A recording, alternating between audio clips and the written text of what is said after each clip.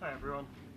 A slightly provocative title. The full version, as you can see, is up there, and I'm going to talk a little bit about how to increase value in your business. Before I start, I've got a little bit.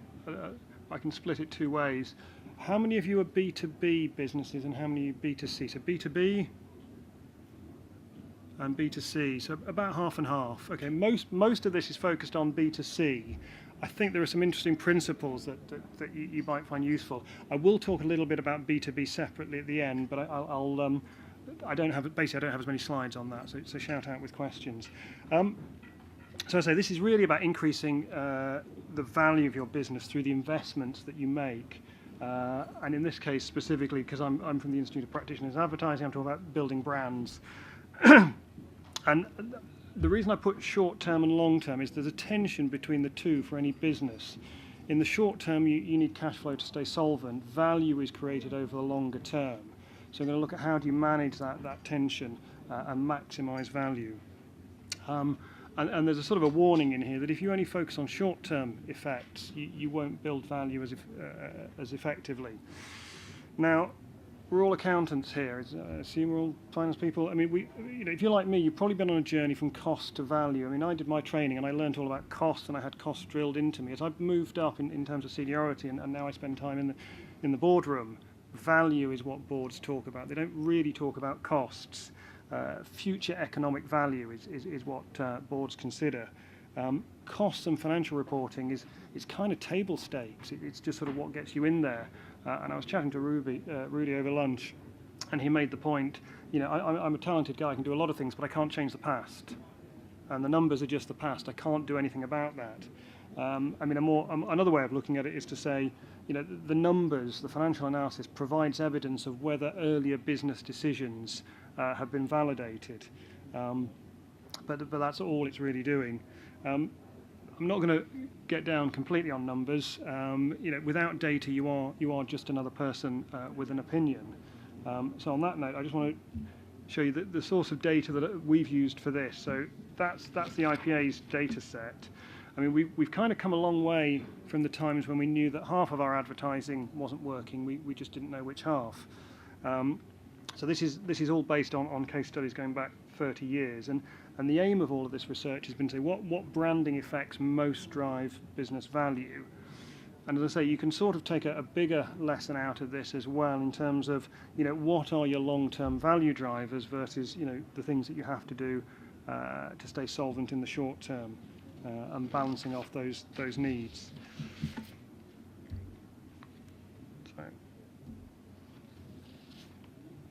Is this going to go down? There we go.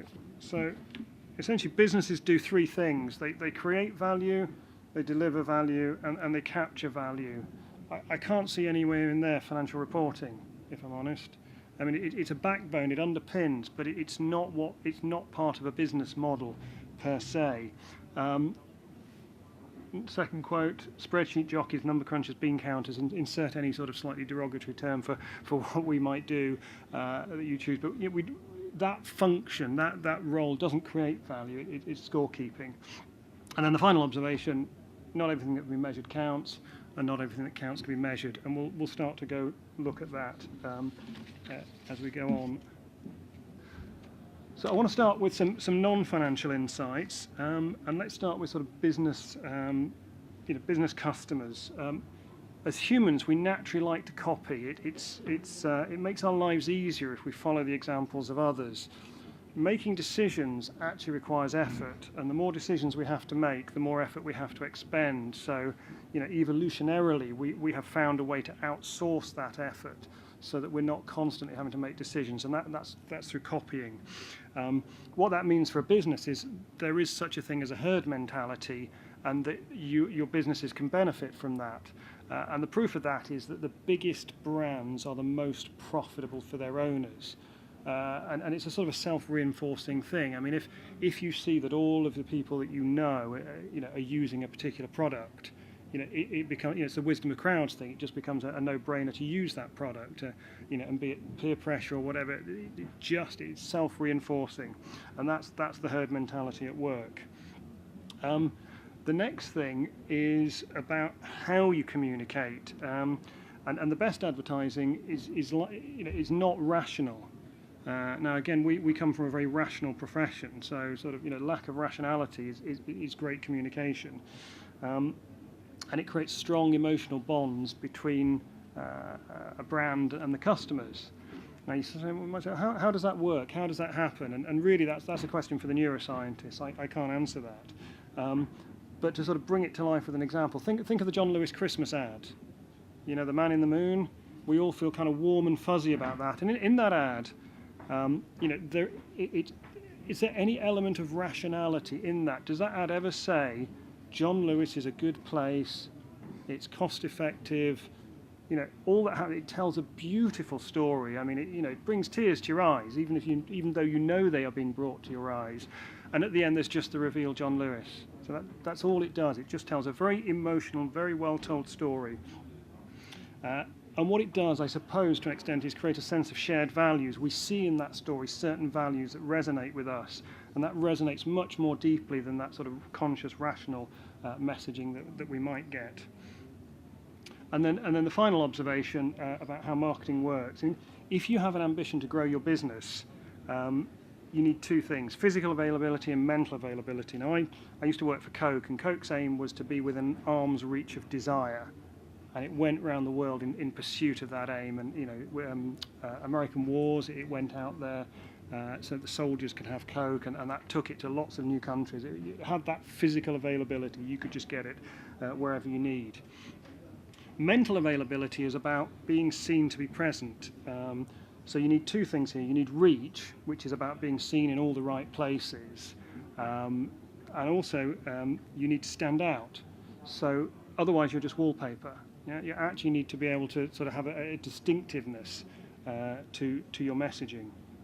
And again, as you've seen with John Lewis, I mean, good creative work actually gets talked about. It drives fame. The reason I'm citing it is, and the reason you're recognizing it is because it gets talked about. So it has a value beyond just what it does. It's kind of a gift that keeps on giving. So now on to the findings from the IPA, and sort of how, as a business, you might plan your marketing activity. So the first thing is it needs to be more than just a collection of tactical steps that you repeat. You can increase sales volume quite quickly if you focus on sales activation. So sales activation is sales promotions, competitions, bog-offs, incentives. All of those things will drive your sales activity, sales volumes up. However, as a business, creating value is done much better through reducing price sensitivity. That is, increasing your ability to raise your prices, and it stands to reason, doesn't it? I mean, if you're increasing sales volume, you're selling more and you're getting a bit more profit on each one, but you're having to produce more to do that. If you can just charge more for the same amount, all of that flows to the bottom line. So reducing price sensitivity is more profitable. No surprises. The sweet spot is to do both. If you can increase volume at the same time as increasing prices, that's really what's going to drive value for your business. You're selling more and you're selling it at a higher price. Now, you achieve these things through two different means in your marketing activity. So you need two different plans. You need one plan to increase your volume through sales activation, and then you need another set of strategies to reduce your price sensitivity, which will increase the profitability on what you sell. No, go on. No, yeah, questions as we go along. Good. So, can you give, in a B2C setting, some specific examples of that, what you just spoke about, in terms of ability to expand the market and your price? I mean, well, I'll talk. I'm probably going to come on to. Do you want case studies of businesses that have done that? Let me put some. Yeah, I'll try and put some examples on those. It will be easier for us to actually relate to it if you think of exactly. Okay, what it's a little dry and technical. I mean, yeah, I'm going to finish with a case study, and I hope it's all going to work, of a brand that was a startup launch in a premium segment of a product that was utterly commoditized. And I'm going to show you an ad that did that. Yeah, and I'll give some examples as we go along. I'm just starting with the principles, and then yes. Because that's a dream. Yeah. Any business. Oh, absolutely. Yeah, this is what we found. B2C or B2B. Yeah, absolutely. So we'll do a little bit of the theory, and I'll That's fine, yeah. give some examples as we go along. So just to explain, sales activation, I mean, I kind of think of it a little bit like it's a sugar rush. What sales activation does, it drives volume very well in the short term, but it also decays very quickly. So if you do sales activation work, that's what you see in your sort of your sales volume line. So if you overlay what branding does, branding it doesn't have the same impact in terms of volume and sales, but what it does do is the decay is longer, so it takes longer to build up and it takes longer to fade. The analogy for me is it's a bit like eating protein. Yeah, it sort of keeps you fuller for longer, but it doesn't quite give you the sugar rush. So if you were to focus on sales activation all the time, your sales line will look like this. And essentially what you're doing is, I mean, you're training your customers to expect discounts. And think about it, if you go to, I mean, an obvious example is going to the supermarket, and if something's always on promotion every couple of weeks, then you kind of think, yeah, I won't buy it when it's expensive, I know they're going to reduce it. On a sort of big picture level, so I'm ICAW, and ICAW produces a quarterly business confidence monitor, and I kind of have a look at it. And one of the observations at the moment is businesses are struggling to raise prices. So of all the other things they're talking about, and they're saying, ability to raise prices is a challenge. Now, I see this as part of a culture of short-termism, which has a number of impacts. One is there's a lot of uncertainty. I mean, this is a very uncertain year. Geopolitical risk, Brexit, economic risk. Nobody really, we're probably at about the top of the market, is my guess. Nobody's expecting it to get fundamentally better. And so in that kind of scenario, our horizons become much shorter, don't they? We don't look, we're not thinking about what we're doing next year. We just think, we're going to make this quarter's numbers. If we're only focused on the short term, we're likely to be focusing on sales activation. Just keep the top line going so we can report to the stock market. Well, guess what? That doesn't lead to business growth. So it kind of makes perfect sense to me looking at that report that says, businesses are struggling to raise prices. Well, no wonder, because in an uncertain time, if you take your eye off the longer term goals and just focus on the short term goals, that's what will happen. You'll just get that sort of shark tooth kind of element. Now, if I go back a couple of years as a sort of junior number cruncher, I'd only be forecasting a quarter ahead, and if the sales forecast looked good, and that's fine, nothing wrong with that. It's that missing economic value that doesn't go anywhere near the P&L that we're missing out on as businesses if we do that. So this is what it looks like if you do combine brand building with sales activation. So the brand building then supports increased pricing, and the sales activation supports increased volume. So essentially what you're doing is you're feeding the machine by getting the cash in to make payroll or to meet your debt covenants, but you're also you're increasing volume, but you're also increasing the price that you can charge. So you stay solvent, but you increase profitability. And again, coming back to my food metaphor, I'm going to use this all the way through. It's a bit like a balanced diet of carbs and protein. Yeah, you need you will build muscle if you eat lots of protein, but if you're focused on being muscular in 6 months' time, you'll die of starvation if you don't eat carbs in the short term. So yeah, I mean, same point again. I think really, I mean, this is sort of pricing and volume strategies. So increasing volume is good. Reducing price sensitivity is also good, but the sweet spot is doing both. So it's the same thing. And as I said, if you're focused on increasing sales volume in the short term, you're effectively training your customers to expect discounts. I mean, I quite like wine, and do you ever go to the supermarket and have you ever seen that £10 bottle of wine that's marked down to £5 with a big flourish, and this is now a half price offer? Hold on, a couple of weeks ago it was hard. Do you think that is really a £10 bottle of wine, and they've really discounted it to £5, or is it just has it increased your price sensitivity to that? Would you buy it at £10? So all those things that are constantly discounted. You say no, I'll buy it when it's on special offer. but I won't pay a premium for it. I'm price sensitive. So here, in terms of how you do these things, what market do you target and how?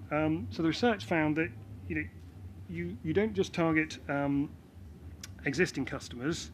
You should also target new customers. But actually, the best way to do it is target the whole of market. Yeah? So if you can convince all of the market just to use your product slightly more often, that is the most profitable. So target whole of market. And the way to do that is you have to do three things, and if you're really clever, you can do them all at once. So you need to start with awareness. People need to be aware of what your business is and what it's doing. If they've never heard of it, then they don't know that you're there. But then the next step up is saliency, relevance. Why is that relevant to me as a consumer? Why would I want to have something to do with that business? And then the final bit of it is the fame element. So if you're famous, you're talked about, and again, that's a sort of halo effect. There's this additional value that comes from the herd mentality. Everybody talks about you, and some of these things can actually cross over into popular culture. I mean, this really is off the scale of fame. So the John Lewis Christmas ad, and this year they had the battle of the Christmas ads, Sainsbury's and John Lewis. I mean, how great is that in terms of value creation? That not only do people watch your adverts, but the newspapers then pick that up as a story, and people, when they read their newspapers, are reading about John Lewis and Sainsbury's. I mean, that is phenomenal value creation. If I say the word simples, think of the meerkat. Again, brilliant work that created massive value for Compare the Market. That was a startup, actually, so that did volume and branding at the same time. What else have we got in this one? I tell you a brilliant story, actually. This is just hilarious. The Epic Strut, moneysupermarket.com. The guy in the hot pants, the businessman in the hot pants and the high heels. Again, I mean, that was not only a brilliant advert, but a couple of months ago, or almost a year ago now, when George Osborne was really confident, he did that budget at the back end of last year and said it's all great and I found some more money. Do you remember they had a picture of him doing the Epic Strut? They sort of put his face, I think it was the Sun, put his face on the cover of the Sun with George doing his Epic Strut. I mean, again, front page of the newspaper, your brand, everybody's associating with it. It's crossed over into popular culture. Another one, should have gone to Specsavers. Yeah, I mean, how old is that idea? I mean, I don't know how long it's been running, 10, 15 years. They've stuck with the same strategy. The core strategy is the same. Should have gone to Specsavers. It's become a cultural, a thing to say, but the executions of it are fresh every time. Awareness, salience, and fame. It's become something that we talk about. So the best advertising does all of these things at once. So in terms of how do you approach your messaging and your audience, again, I sort of said this earlier, but if you the least effective way to build a brand is to give people rational messages. Tell people why they should do something, and that is actually the worst thing that you can do. And again, for those of us who, as accountants who are quite rational, we gravitate probably towards that and think rationally, why, I want to know why I should do it. But actually, emotionally works much better. I mean, if you combine rational and emotional, it improves it. But purely emotional priming alone is the most effective way of building a brand and therefore of adding value. It is a bit of a hurdle to get over, and it's some ways why perhaps marketing and finance are so far apart in the way that we sort of think about things, because we, as accountants, we like numbers, we like data, we like the neatness of the double entry system. If it doesn't balance, it's wrong. This is saying, drive emotions, and that will drive value. And I can't prove why. I just know it works. It's a different mindset. Another example, think of the Cadbury's Gorilla. Remember? Yeah? Did that have anything to say about why, where is it on that scale? I mean, it's not saying Cadbury's is better chocolate, you'll enjoy it more, it's nicer, it's pure emotion, it's just the joy of they followed it up with, do you remember the two children and the balloons and the little funny faces they were doing? Again, just two kids goofing around to some funny music. Again, it's just purely, the brief was, do an advert that feels like eating, makes you feel like you're eating Cadbury's feels. Convey that sense of joy, and somehow there's some part of our brain that just links up what we see in the advert with the product when we get the reveal at the end. As I say, I can't tell you why. I can tell you why debits equal credits. I can't tell you why it works, but it just does work. And I suppose it's an element of shared values. We see a value, we respond to it emotionally, and we either share it or we don't. The final point on this is all relates to brand building. So brand building absolutely is emotional. If you want sales activation, it's the other end of the scale. So sales activation is rational. So you have to, you give somebody, 2 for 1, 25% off, buy one get one free. Buy one, you can enter a competition, you might win. So for sales activation, you want very rational messaging. Give me a reason to do it now, and then emotional priming takes longer.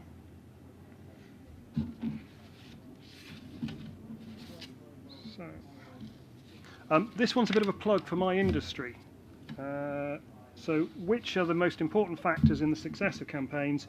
It's creativity. What they found was that advertising that wins IPA Creative Awards delivers more profits for businesses than advertising that does not.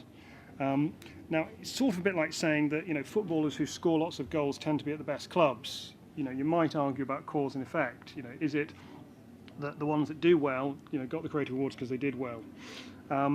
But I guess as a business decision, here's something you can sort of hang your hat on a bit. You can say, well, if I were looking for an ad agency to do my work, how would I, okay, I get the sort of the general theory, but how do I now start to make sure that my advertising is better than my competitors? Well, you say, how many Creative Awards have you got? Yeah, how many IPA Creative Awards have you won? And the person who's going to be on my, there you can start to see a correlation. Yeah, it's a bit like how many goals have you scored last season or average of the last 5 seasons. If you've won lots of IPA Creative Awards, doesn't guarantee that you'll produce, world-beating advertising, but the odds are in favour that that team will do that. And as you can see, if you're not creatively awarded, then generally haven't done as much, haven't created the same business effects.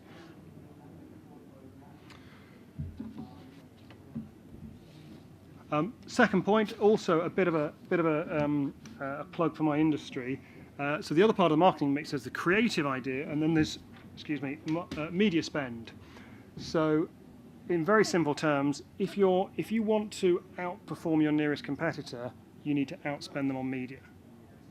So where your share of voice is your proportion of your media spend, share of market. So if your share of voice is greater than your share of market, you'll tend to grow. If it's below share of market, then it'll tend to shrink.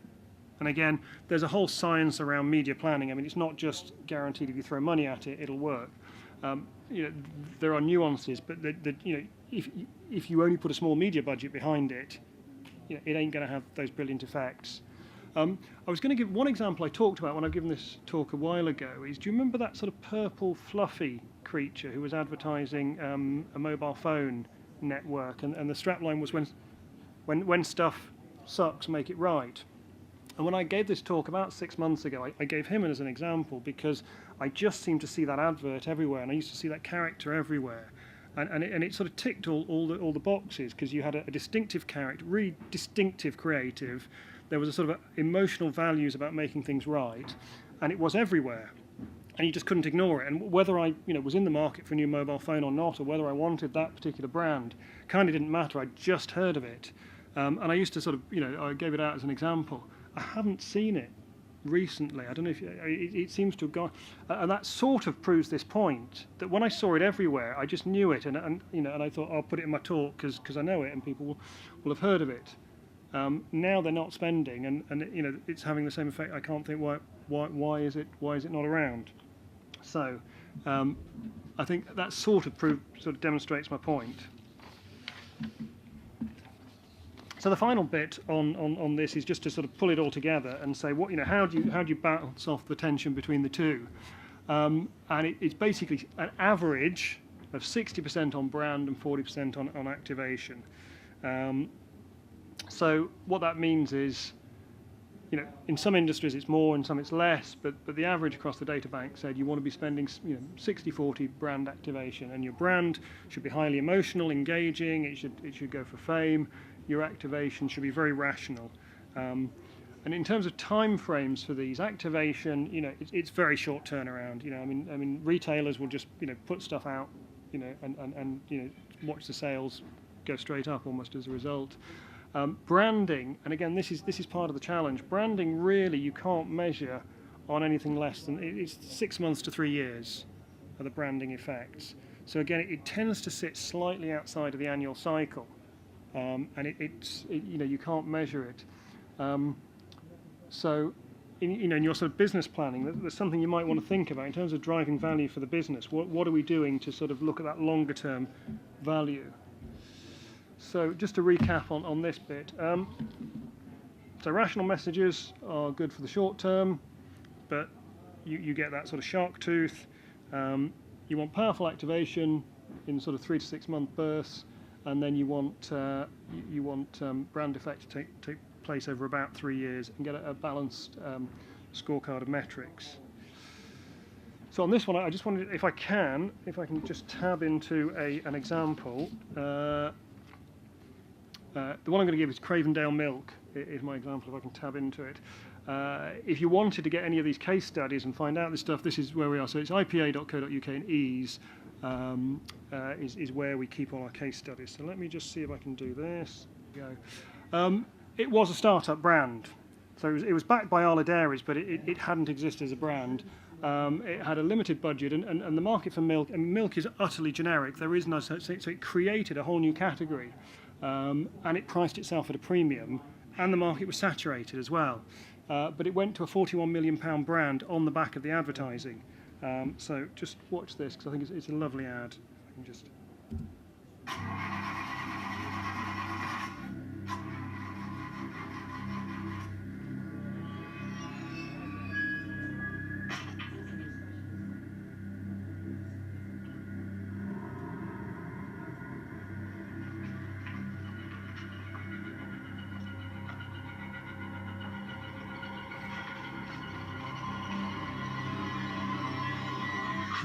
Is no ordinary milk.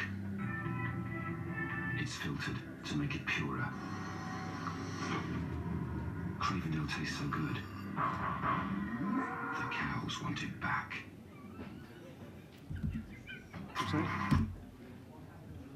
See? I mean, the tech guy came around to watch it. He liked it so much. I mean, that is a lovely ad. Did you enjoy that? It's a good one, isn't it? So, it really does. That's what good advertising looks like. Let me try and get back into mine. There we go. So that one was Cravendale.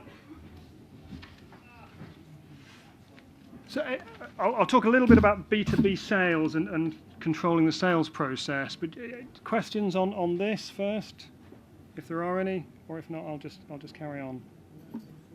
Good. Okay.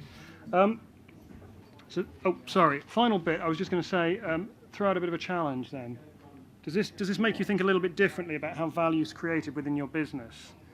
And how do you sort of approach that?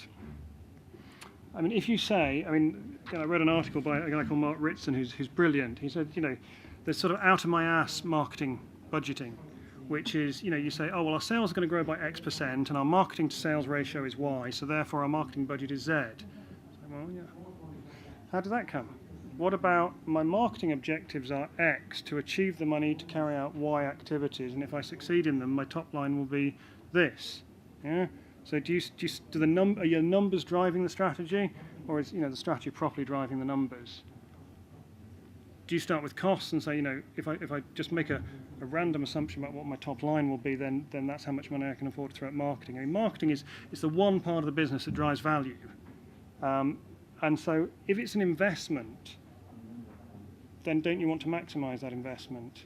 It's a little bit like saying, well, I've only got, if a Microsoft share costs less than a Coke share, is a Microsoft share better because it's cheaper? It's which is the business that's going to grow and deliver more value? So that's the way to look at marketing, I suggest. So this little bit comes out. This is for those of you in B2B, and it's the idea of winning without pitching. So if you're in B2B, are you pitching and all of those things? Again, my industry has to do a lot of pitching. It's part of what we do. And so one of the things I wanted to look at was, well, how do you sort of change the odds and improve your selling ability? So the starting point is this: if you're in B2B sales, challenger sales types outperform in a complex selling environment. Now, advertising is by definition a complex selling environment in the sense that there's any number of possible outcomes.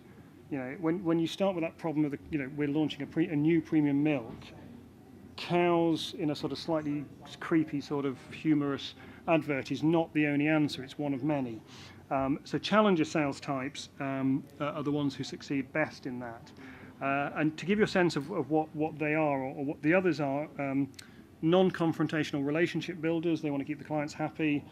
Problem solvers, you give me a problem, I tell you how to fix it. And then lone wolves, who are those kind of characters that American films seem to love. People who they're usually sort of slightly overweight, middle-aged men who just do it their own way because, that's how tough they are. So those are the different sort of, the final one, hard workers, people who just, return every sales call, never rest. So those are the other types, but challengers are the ones who perform best.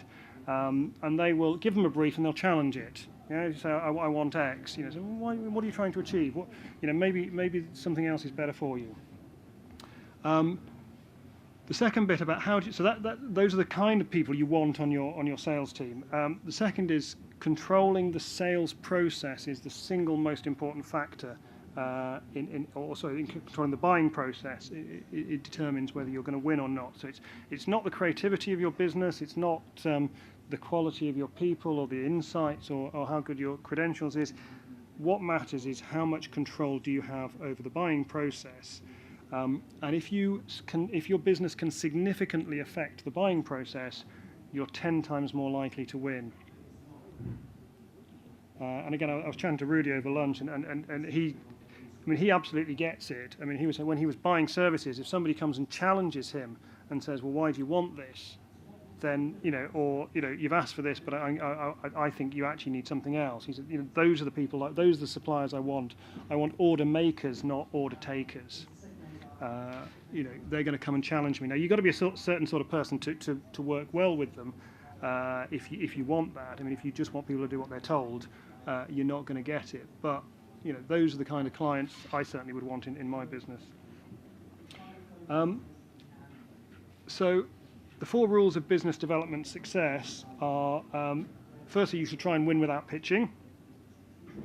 Secondly, you should try and derail the pitch process. If you can't do that, you then need to gain the inside track, so you ask for a meaningful concession from your client. If procurement are leading a pitch and they say, "You only deal with us," you say, "I want to talk to the client." If you can gain that concession, you're more likely to win than if you simply respond reactively and follow the process as it's laid down and behave like good citizens. And the final bit is walk away. So those are the only 4 scenarios you've got. It's a little bit like that gambling thing where if you're sat at a table and there's always one mug at the table, if you don't know who it is, it's you. Yeah? If you're in a pitch process and you don't have, you've managed to avoid a pitch, or you've derailed it, or you've gained the inside track, your odds are that you'll lose that pitch. What are the rules for gaming the system or the processes? As a firm, so not everyone, you don't just able to do this overnight. You need to be meaningfully differentiated. So how are you different from your competitors? Because I'm only going to go for you if you offer me something. You need a relatively small number of competitors as well. If you're in a very sort of broad market, then it's much harder to differentiate. The other bit is you need lots and lots of leads. So more leads, more opportunities, and you need to know where and how to affect the buying process. So there is a bit of science behind this. And the final bit is self-esteem, I think. If you're going to derail the pitch process, if you're going to be a challenger sale, if you're going to refuse to follow a process as laid down, you've got to have a lot of self-confidence to do that. And so I guess the organisation has to facilitate that self-confidence in the people it sends out. So you're going to lose sometimes. Sometimes walking away is the right thing.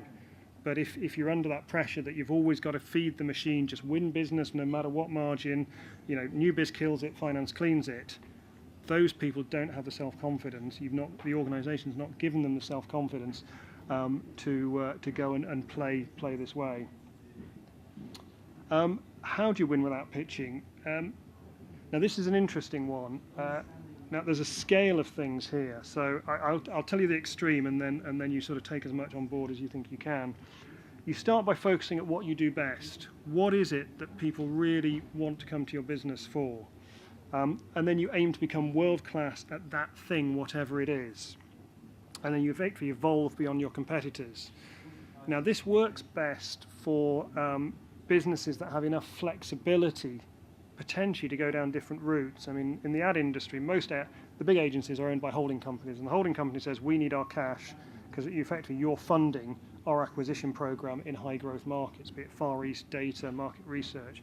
The big creative and media buying agencies can't afford to sort of say, oh, well, we're just going to try and experiment, because they're locked into very tight profit targets. And they can't go through the level of change that's required. So one example that is a company that made covers for smartphones, and they were really robust. So if you dropped it, you could do anything to it, your phone would stay safe. And they went through this process, and they realised actually that's what we do best. We make things that are lightweight and protective, and they ended up getting a contract with the US Defense Department for stuff in the battlefield, sort of body armour for soldiers. Because they could take the technology on their phones or the materials on the phones and apply it to completely different areas that they hadn't thought of. But by thinking of what they did best and evolving that allowed them to become create a field and become experts in a field where no one else was playing. And then at that point the business starts to come to them because these are the best guys. You've got to go and talk to them. So again, coming back to this question of who can do this. You've got to be a successful business. Yeah, you've got to be good at something. You've got to be owner managed, because only the owners can say, right, management and the ownership have to be close enough that you can say, I'm going to reinvent my business. I'm going to go from mobile phones to US Defense Department. Typically, it tends to be businesses at the second stage of growth. So you've got to a point where you're doing well, but this will take you beyond. Yeah. So you've got a nice stable base. You're not in startup phase, and you've got to be flexible in approach and fairly visionary to want to do this. So that may not be your business, but all of those rules still apply. So you go back to the earlier stuff about the control over the buying process, the inside track, the challenger sales, all of that stuff. So there are some of these things you can do. Some of them or some of these things everyone can do. Some of them are just for very particular types of businesses. So that's me done. Questions, comments, thoughts? Make sense?